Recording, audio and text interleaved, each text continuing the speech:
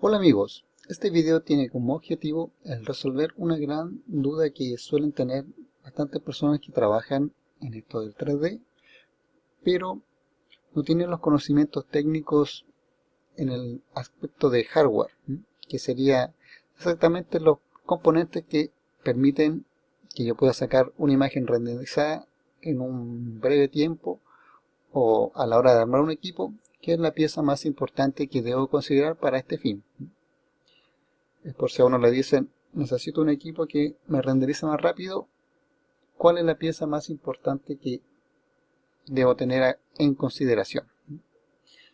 Acá lo que tenemos en pantalla es una pila de procesadores, tanto Intel como AMD, que serían como las marcas, digamos, como líderes que tienen, eh, están en el mercado. Pues bien, también hay que tener claro que los motores de renderizado actuales trabajan con lo que sería el clásico modo de CPU o procesador, y también están los que trabajan con la GPU o tarjeta de video. Estarían esas dos modalidades, pero en este caso vamos a explicar solo los que trabajan con la CPU. Aquí en pantalla ahora tenemos una imagen renderizada, un render que hice hace bastante tiempo ya atrás, que estaría a una resolución de 1920 por 1080 píxeles. Sería una resolución formato Full HD. Cuando nosotros renderizamos en motores como el V-Ray, este trabaja renderizando por regiones, o lo que se conoce también como bucket, que sería acá. Un bucket sería la región que en este caso el procesador utiliza o define para empezar a trabajar en esa zona, y una vez que termina continúa con la siguiente. Por defecto, nuevamente hablando de V-Ray, aunque eso también depende de, por ejemplo, el Cycles de Blender también tiene esos mismos parámetros, uno trabaja con 64 por 64 píxeles. Pero eso es totalmente configurable. Ustedes pueden trabajar a 32 por 32, o también no necesariamente tiene que ser una proporción cuadrada, sino que puede ser rectangular. Cuando ustedes definen lo que sería las dimensiones de un bucket, automáticamente esto viene a significar que la imagen se va a dividir por esa cantidad, el alto y el ancho. Esto lo voy a explicar un poquito más adelante. Antes de pasar a esa explicación, les quiero comentar lo siguiente. Un bucket sería igual a un thread, si lo pronuncio bien en inglés, o igual a hilos, que sería como la traducción. Hay que tener como eso un poco claro, que cuando está hablando de los buckets, sería igual a hablar a hilos de procesador. Ahora bien, en el caso de Intel, cuando hablamos de cores, que serían los núcleos de un procesador, no necesariamente significa que sea igual a los hilos. Eso hay que tenerlo claro, pero lo voy a recordar un poco más adelante. Pero en el caso de AMD, los cores o núcleos sí tienen equivalencia a lo que serían los hilos. Ahí podríamos hablar que hay una igualdad. Eso también lo voy a aclarar un poco más adelante, pero era para que lo tengan presente en este momento. Ahora bien, volviendo a lo que sería el cálculo de la imagen de 1920 por 1080, si nosotros dividimos el alto y el ancho dividido por 64 píxeles, que es lo que tenemos acá a continuación, nos da como resultado lo siguiente. En el ancho tendríamos 30 buckets y en el alto serían 16,8, aunque cuando la proporción no es un número cerrado, un número entero, simplemente las regiones de render, los bordes se van a hacer más pequeñas, se van a ajustar simplemente a la proporción a los píxeles que les quedan. Si no son 64, si es menor, entonces esa medida va a ser un poquito más reducida. Ahora bien, cerrando lo que serían estos valores, esta imagen se dividiría en 510 buckets, lo cual se graficaría de esta forma. Aquí en pantalla podemos ver 510 regiones. Significaría que cuando se trata de renderizar la imagen, el procesador tiene que hacer una región a la vez y continuar después que termine una, continúe con la siguiente. Ese proceso tendría que hacerse 510 veces para concluir con la escena y así ya tener el renderizado de esta pieza. Ahora bien, los procesadores que hay actualmente, hay una gran gama de procesadores y modelos, entonces esto puede llevar a la confusión a la hora de elegir cuál es el componente que realmente necesito para que de esta forma mis tiempos de renderizado sean más cortos. Así que, ahora bien, tomando nuevamente esta imagen y las dimensiones del bucket de 64 por 64 píxeles, es que vamos a empezar a comentar sobre, en este caso, la línea de los procesadores Intel y las características que tienen estos. Partiendo por lo que serían los Intel Atom, que según el modelo van de los 2 buckets hasta los 8.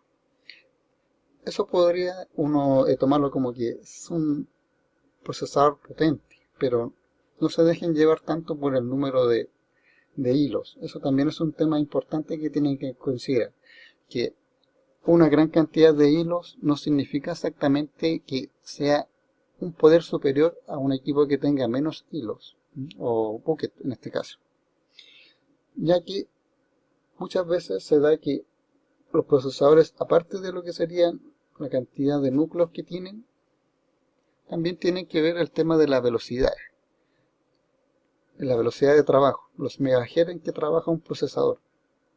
Entonces, puede hacer caso que tenemos un procesador que tiene pocos buckets, pero trabaja a una alta frecuencia, puede rendir mucho más rápido que uno que tenga más cantidad de buckets, pero trabaja a una frecuencia menor. Y los Intel Atom cumplirían con ese aspecto, que son procesadores que se utilizan en netbooks o en equipos que no requieren un gran esfuerzo. Estos procesadores tienen voltajes muy bajos. Y también sus frecuencias son también bajas por lo mismo, porque no son procesadores como para cómputo fuerte. Así que eso también tienen que tener en consideración, que los Intel Atom no serían procesadores realmente destinados para esta cosa de renderizar. Después tienen la línea Intel Celeron, que son, digamos, procesadores, algunos amados por unos y odiados por otros. Los Celeron solamente serían procesadores duales, serían solamente de 2 buckets. Entonces, cuando ustedes, si es que tienen un Celeron, están trabajando esta imagen renderizándola, van a ver 2 buckets que estarían trabajando al mismo tiempo. También están los Core 2 Duo, que también esta línea es un poco más antigua. Esta ya tiene sus años en mercado e incluso ya estaría descontinuada. Pero los Core 2 Duo también son de 2 hilos. Después vienen los que serían los Core 2 Quad, que en este caso serían de 4. 4 hilos que veríamos renderizando al mismo tiempo en esta imagen. Después de esto ya nos saltamos a la gama más actual, que son las líneas i3, que también son de 4 hilos. Pero en el caso de Intel, a modo de recordarles lo que mencioné en el inicio, los hilos no necesariamente significa que son igual a los cores, a los núcleos. Y eso pasa con lo que sería el i3. El procesador i3 son 2 núcleos físicos y 2 núcleos virtuales. Estos sumarían 4 hilos. Entonces, eso es para lo que tengan en consideración. Por ejemplo, en el caso de esta tecnología anterior, la de los Core 2 Quad, esos son realmente 4 núcleos físicos. Pero en el Core i3, no, son 2 núcleos físicos y cada núcleo tiene la posibilidad de hacer 2 procesos. Entonces, es como que hiciera un proceso virtual, tiene un núcleo virtual y así se duplicaría, dijéramos, el poder entre comillas. Entonces, por eso aquí tendríamos 4 hilos o buckets usando un i3. Ahora pasamos a lo que serían los i5. Los i5 también tendríamos 4 hilos. Hoy uno diría, pero esto se parece mucho a los i3, ¿cuál es la diferencia? Bueno, en el caso de los i5, estos sí son 4 núcleos físicos, pero no tienen la opción de virtualización. Entonces, estos i5 no significaría que me van a producir 8 buckets, porque solamente están limitados a núcleos físicos, así que estos tienen únicamente 4 buckets disponibles para trabajar. Después ya damos el salto a lo que serían los famosos i7. Los i7 tienen un rango que van desde los 4 núcleos físicos hasta los 8. Y eso se traduciría como estos i7 tienen la opción de virtualización, o sea, que duplican su cantidad de hilos. Si los que ustedes tienen son de 4 núcleos, al final cuando rendericen tendrían al mismo tiempo 8 buckets trabajando en una imagen. Pero si tienen uno de los i7, los como Stream o los más potentes que hay actualmente en el mercado, que son de 8 núcleos físicos, tendrían entonces 16 hilos en total. Entonces cuando ustedes renderizan, verían 16 buckets trabajando al mismo tiempo. Entonces que ustedes ya pueden, con este pequeño gráfico, empezar a notar cuáles son las diferencias en poder. Si nosotros comparamos, por ejemplo, un Celeron con un i7 de última generación, un Extreme, es bastante la diferencia tanto en cantidad de buckets como en poder, en megahertz del procesador. Entonces, si comparamos esta imagen renderizándola con un Celeron frente a un i7, ahí vamos a tener una enormidad de diferencia en tiempo. Estos procesadores que he nombrado actualmente son de la línea, por decir, de escritorio. Pero falta la última línea, que serían procesadores para la gama de servidores, que son los conocidos como Xeon, que tenemos acá. Los Xeon van desde los 4 núcleos hasta lo que serían los 18.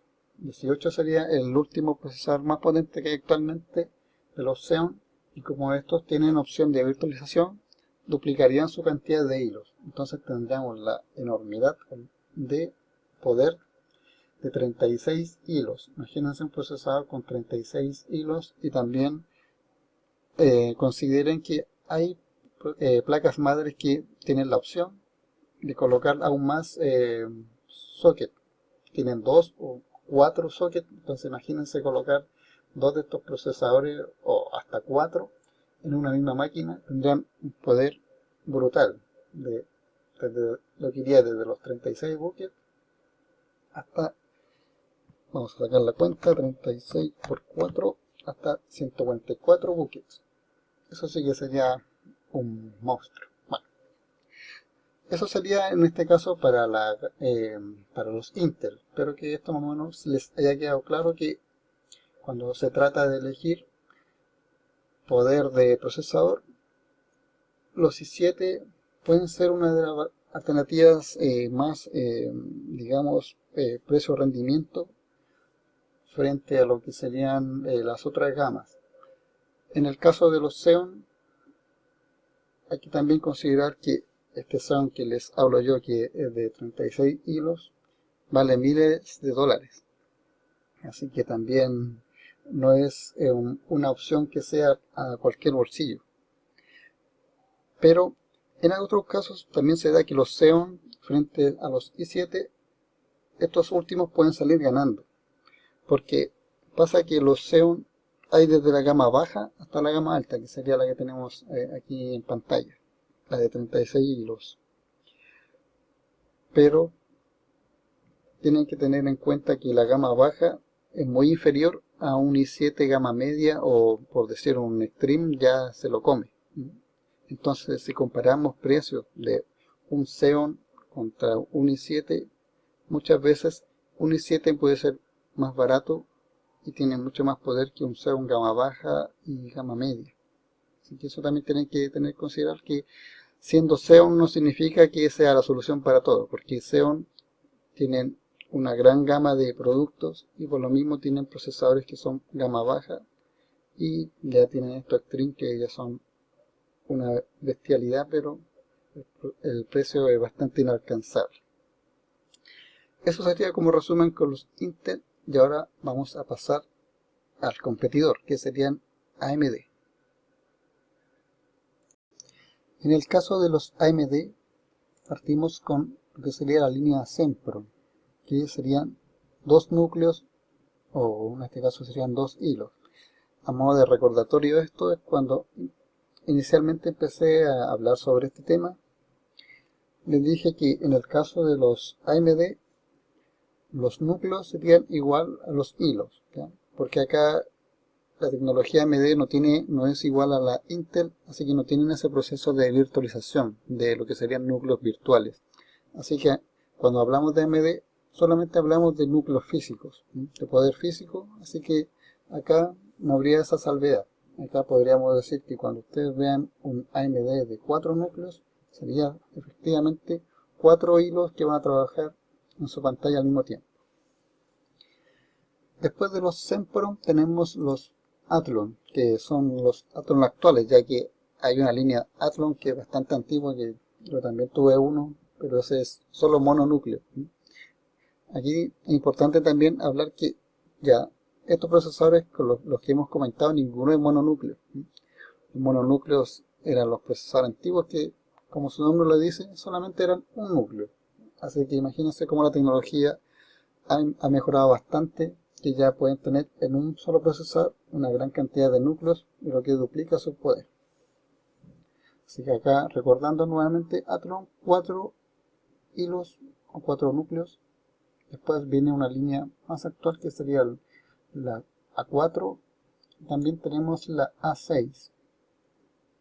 En este caso uno podría decir 2 procesadores en cada modalidad. ¿Cuál es la diferencia? Esta línea, junto con lo que vamos a añadir aquí ahora, la A8 y también la A10, tenemos que entender que son procesadores son procesadores, dijéramos, híbridos. Estos procesadores tienen una parte destinada a procesador, a CPU, y también una parte destinada a lo que sería GPU. Saliéndolo un poquito del tema, pero para explicar a qué va esto, los computadores trabajan con tarjeta de video y con procesador, con CPU. Algunos equipos tienen tarjeta de video integrada. La placa madre viene como tarjeta de video integrada, que por lo general no es muy potente, como las que vienen, por decir, la Intel Graphics, que son bastante básicas. Estos procesadores tienen dijéramos, la ventaja, o para el segmento a que apuntan, es proporcionar tarjetas de video procesador en una sola pieza, ¿ya?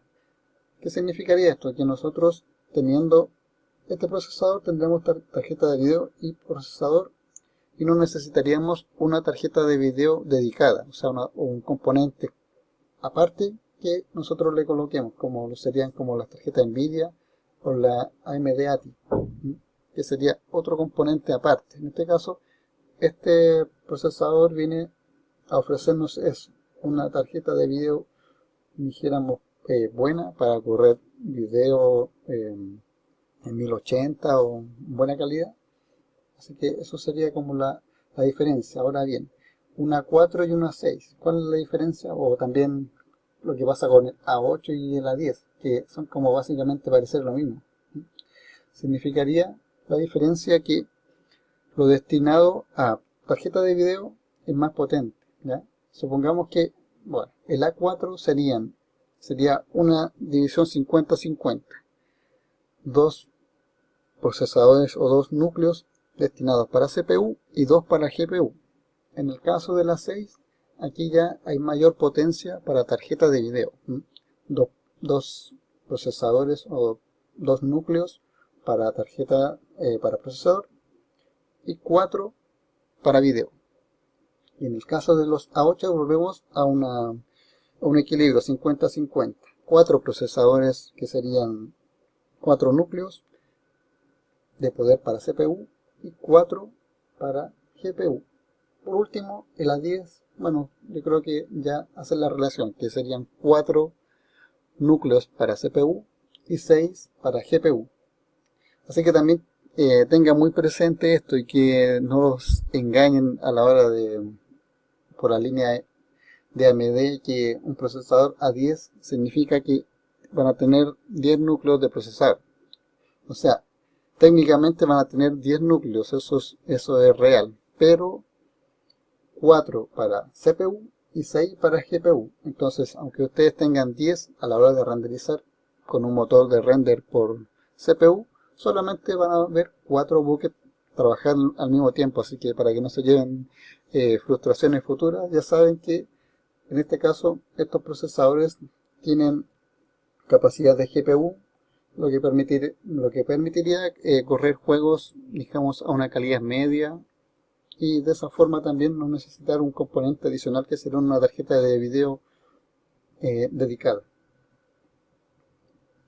Después tenemos la línea FX de AMD, que serían los procesadores más potentes para la línea de desktop, de escritorio. Estos tendrían hasta 8 núcleos de poder. Así que eso sería, si es que se fueran por la línea de AMD, esta línea podría ser la más recomendable, ¿no? Como los procesadores como el modelo FX 8350, que es un procesador, podría ser que es bastante bueno. Si este lo comparamos con un i7 gama media, podría ser en algunos casos equivalente y en otros ya quedar por debajo. Depende mucho de la línea de i7, ya que las generaciones que van cada vez van mejorando, y así también tienen que considerar otro aspecto importante, el tema del consumo, o lo que se conoce como TDP. Todos los componentes de hardware tienen un TDP, que sería los watts que utilizarían de poder de consumo. Eso también es un factor muy importante, ya que los AMD, la línea FX, tiende a ser más económica que la Intel, pero también tienen la capacidad de hacer el overclock, o el OC, que sería subir la frecuencia de poder de los megahertz que vienen los núcleos de fabricante, y así obtener un mayor rendimiento. Pero también cuando se hace eso, se lleva muy al extremo, se tiende a requerir un TDP más alto, o sea, un consumo de poder más alto. Entonces, si ustedes van a forzar mucho nuestros procesadores, con lo que van a tener un consumo más alto de energía, a la larga no va a ser tan, dijéramos, salir a cuenta, porque si bien se ahorran dinero a la hora de comprar el procesador, puede que una solución de Intel, un i7, tenga un consumo, un TDP mucho mejor. Comparándolo, dijéramos, un FX, creo que el 8350 está como en 120-125 watts de consumo, frente a unos i7 que pueden gastar 95. Entonces, a la larga, si ustedes también van a renderizar mucho, puede que el consumo eléctrico se termine al final, lo que se ahorraron a la hora de comprar procesador, se lo terminen gastando en la cuenta eléctrica. Así que eso también tienen que tenerlo muy en consideración. El uso que le van a dar para el equipo, si va a ser como una granja de render, pero todo eso ya, bueno, es, digamos, que hilar fino, así que no voy a entrar en ese tema. Por último, también AMD cuenta con una línea para servidores, la que se conoce como los Opteron. En este caso también vuelvo a reiterar que acá solamente AMD tiene poder físico, núcleos físicos, así que la línea Opteron va desde los 4 núcleos físicos hasta los 16, con lo que podríamos tener en pantalla hasta 16 buques trabajando al mismo tiempo. Y estas placas para servidores, al igual que las Intel, son placas que tienen más de un socket para CPU. Hay algunas que tienen 2, 4 o incluso más. Así que este poder yo lo podría duplicar o cuadruplicar según la placa madre que yo esté utilizando. Así que también ahí yo puedo tener un poder considerable. El tema del poder también es un factor, como dijéramos, también relativo, si uno está comparando una solución Intel con una solución AMD, ¿no? Por ejemplo, si yo estoy compitiendo un Opteron contra un Xeon, mucho va a depender del modelo específico con el cual lo estoy comparando. Así que también eso puede ser algo complicado para alguien que no tenga los conocimientos, dijéramos, más desarrollados en este tema. Entonces, ¿cómo puedo comparar? Ese es un factor muy importante. ¿Cómo puedo comparar un Intel con un AMD o soluciones similares? Un Intel una generación frente a la generación que sigue, un 4770 frente a un 5000 y algo, ¿cómo sé cuál sería mejor? Para eso hay programas que son los famosos benchmark, que son programas de testeo que permiten comparar, o en este caso son programas que permiten testear componentes específicos de hardware, y con esto yo saber exactamente si un componente va a ser mejor a otro frente a un valor específico. Aquí en pantalla ahora tenemos uno de los programas más importantes, o en este caso más difundidos para este objetivo que les trato de explicar. ¿Ya? Poder comparar componentes uno frente a otro. Tenemos aquí el programa Cinebench. En este caso tenemos aquí la versión 11.5, aunque actualmente ya está en la versión más actual, la versión 15. Este programita nos permite testear tanto GPU como CPU. Acá podemos ver en pantalla que tenemos la opción de CPU y podemos ejecutarla. Y le voy a poner a ejecutar. El computador que estoy utilizando actualmente es un AMD FX 8350, así que aquí podemos ver 8 buques trabajando al mismo tiempo. Este es un proceso que el computador empieza a hacer. Una vez que termina, me da un puntaje, un valor de la CPU, y mientras mayor sea el valor, significaría que va a ser más potente frente a otros componentes, o frente a otros modelos de procesadores. Aquí en esta parte de acá en pantalla podemos ver ya una pequeña lista de componentes, por decir ya una pequeña lista de otros procesadores testeados. Entonces aquí nos sirve para ir comparando diferencias.